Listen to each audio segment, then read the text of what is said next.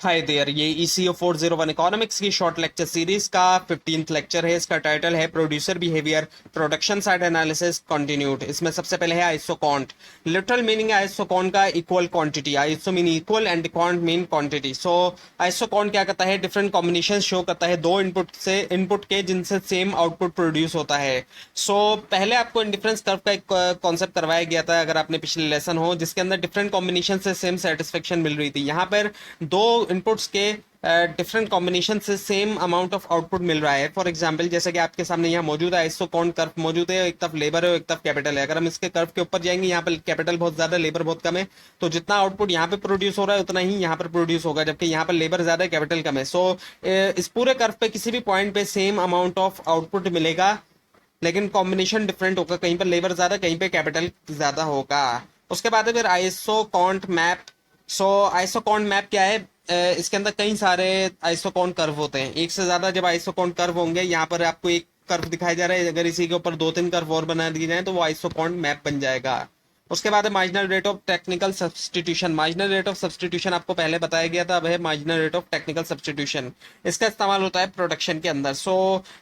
इसके अंदर क्या होता है कि सेम लेवल ऑफ प्रोडक्टिविटी को मेंटेन किया जाता है, लेवल ऑफ प्रोडक्टिविटी सेम रहनी चाहिए, और एक फैक्टर को इस हिसाब से डिक्रीज किया जाता है कि जब दूसरा फैक्टर बढ़ रहा है तो सेम लेवल ऑफ प्रोडक्टिविटी रहे, प्रोडक्टिविटी सेम रहे। एक फैक्टर जब बढ़ रहा है तो दूसरा फैक्टर को उतना ही डिक्रीज किया जाएगा, ताकि लेवल ऑफ प्रोडक्टिविटी जो है वो मेंटेन रह सके, सेम रहे।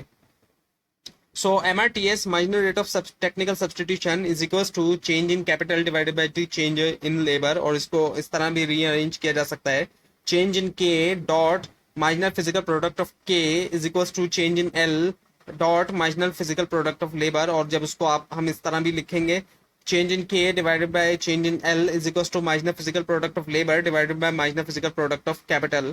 Also इस तरह भी हम लिखते हैं, MRTS is equals to the change in capital divided by change in labor is equals to MRTS, और MRTS is equals to marginal physical product of labor divided by marginal physical product of capital।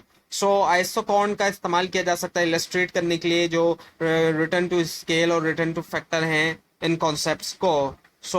Constant return to scale जो है, इसमें क्या है, same distance होता है different आइसोकॉन्ट्स के दरमियान, और इंक्रीजिंग रिटर्न टू स्केल में डिस्टेंस जो है वो क्लोजर होता है जब राइट शिफ्ट हो, और डिक्रीजिंग रिटर्न टू स्केल में डिस्टेंस जो है वो इंक्रीज हो जाता है व्हेन राइट शिफ्ट। और कैपिटल जो है वो व्हेन कैपिटल इज फिक्स, जब कैपिटल जो है वो फिक्स होता है, आउटपुट जो है वो इंक्रीज हो सकता है तभी जब इंक्रीज किया जाए वेरिएबल फैक्टर को। More and more labour will be required when right shift, और नो डिमिनिशिंग रिटर्न, कोई भी डिमिनिशिंग रिटर्न नहीं अगर आइसोकॉन्ट्स आर स्ट्रेट लाइंस हैं। आइसो कॉस्ट और बजट लाइन। आइसो कॉस्ट का जो कॉन्सेप्ट है वो सिमिलर है बजट लाइन जो डेवलप्ड है हुई इंडिफरेंस कर्व एनालिसिस के अंदर।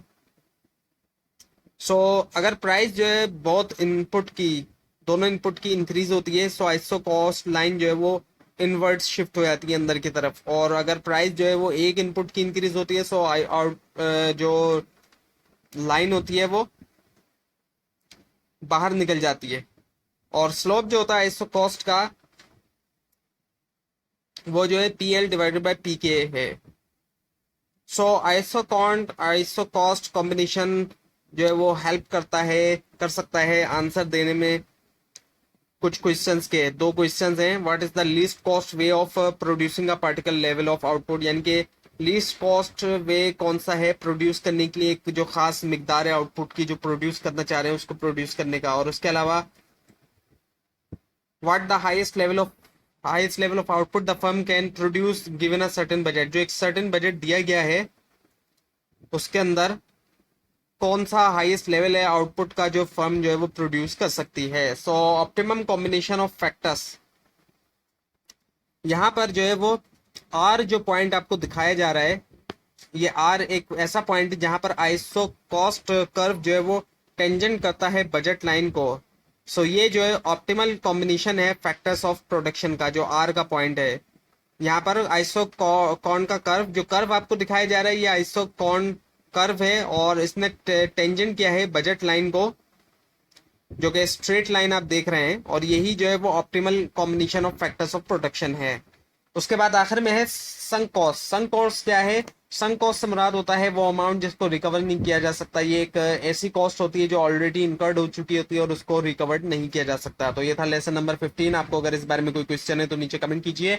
इस स्लाइड को आप नीचे डिस्क्रिप्शन बॉक्स में दिए गए लिंक से हासिल कर सकते हैं, लेकिन अगर आपको लिंक ना मिले उसके लिए आप नीचे कमेंट कीजिए।